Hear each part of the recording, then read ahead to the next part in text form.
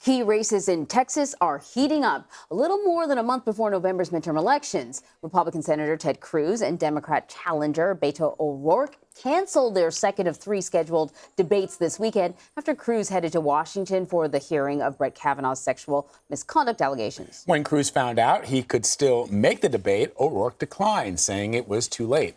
Also this weekend, the Republican governor of Texas, Greg Abbott, debated his Democrat challenger, Lupe Valdez.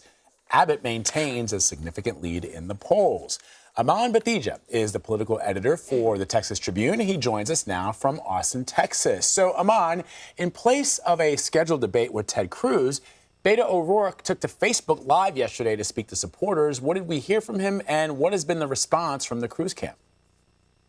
O'Rourke decided to do something kind of unusual. He shot an ad live on Facebook in real time. He did it in 4 takes, and it was just him in his kitchen looking into the camera, talking about wanting to address the negativity that's been thrown at him in the campaign from the other side, and to really promise to maintain a positive campaign.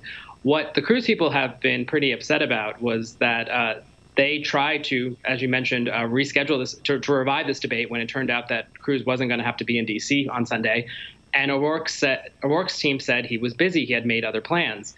And part of those other plans apparently seemed to be him in his kitchen shooting an ad, which you would think potentially could have been rescheduled. So Cruz's folks have been pretty outraged by what O'Rourke decided to do with that time. I guess he could have argued he booked the crew that cost money, yeah. Sort of. I don't know. But when I first heard that Cruz was able to make it back, I thought, well, then he should debate him. You should jump on that opportunity, right? So Governor Greg Abbott appeared on Fox News earlier today, and he criticized O'Rourke, saying that he was running on personality rather than on issues. Here's a little bit of what he had to say.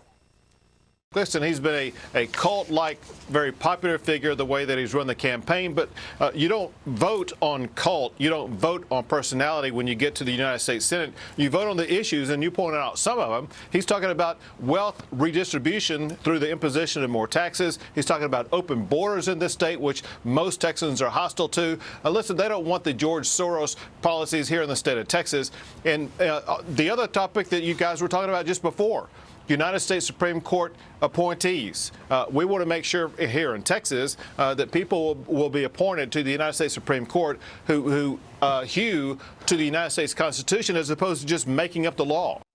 So that's kind of interesting, attacking the appeal of his personality, especially considering he's up against Ted Cruz. You know, Ted Cruz is sort of known for having a personality that some people don't like, but he gets the job done. So let's talk a little bit about that. Is this typically what you've been hearing from Republicans when they're attacking Beto O'Rourke, that he's all about personality but not about substance? Actually, no. What I've been hearing a lot more about from Republicans is that Beto O'Rourke is too far to the left for Texas, and they've been bringing up, policies such as, his defending the NFL players kneeling, and his support for decriminalizing marijuana.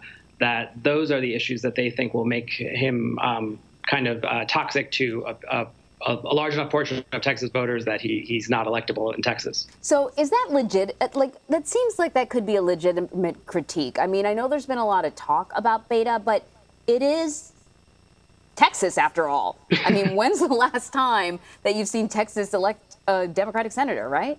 Especially one from a pretty remote area of the state. Last time was in the late 1980s, so it's been a long time. And forever. Yeah. Right, and I think part of what's happening here with Greg Abbott is that he does not have a very strong challenger in his race. Democrat Lupe Valdez is not running a very strong race. Her fundraising's been a tiny fraction of what O'Rourke's been fundraising, and she's running in Texas, where she can get unlimited donations. Beto O'Rourke has fundraising, federal campaign limits, and is still massively outraising her. And so I think Abbott is just looking for a real challenger. So, and so let me ask you about this. The third and final debate is scheduled for October 16th. So what can we expect if they actually make it to those debates? Because this race is still fairly competitive. Absolutely. The polling has shown that it is very close, and while you would think Cruz still has the edge just because he's a Republican in Texas, Democrats seem to have kind of are more motivated this year, which is, I think, what they're hoping for, is giving them a chance of an upset. That third debate, you can expect Cruz to attack even more aggressively than he probably did in the first debate, because it's his last chance to kind of really paint O'Rourke as too far left for Texas. And O'Rourke, the criticism he got from the first debate was that he got so defensive and was pushing back so much, it kind of was off brand for him. So he's been trying to run such a positive campaign. So this last debate, he'll have to try and kind of balance that more, defending himself while not coming across as just another attacking politician. So we brought up, actually, President Trump has said that he'll be holding a major rally in Texas for Ted Cruz. Do we have any further details on when that'll happen, how that will happen? And just, can we talk a little bit about just how the president will factor into this race? So we have not heard more about when that event's going to be. Donald Trump tweeted it out, and then that's been the last we've heard of it. It's supposed to happen sometime in October, and it's supposed to be in what Trump has said is the largest stadium in Texas. There's been some debate about where that might be, but Donald Trump Jr. has actually already come to Texas to campaign for Cruz, so that's the Trump family is very much involved in this race. Trump won Texas by 9 points, which you would think makes him very strong in the state. But that was actually the lowest margin for a Republican president in decades in Texas. So what you're going to see is that he has the ability to really motivate Republican voters, but he'll also motivate Democrats. And so it is unclear whether it'll be a overall plus for Ted Cruz for Trump to be here.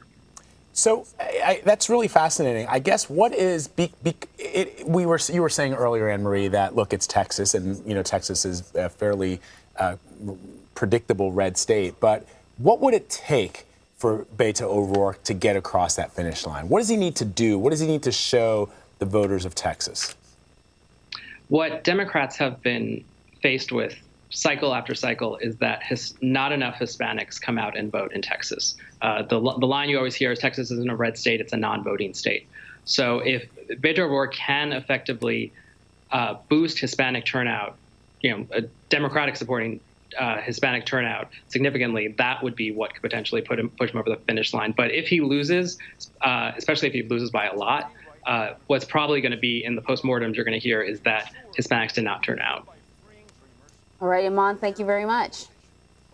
Thank you.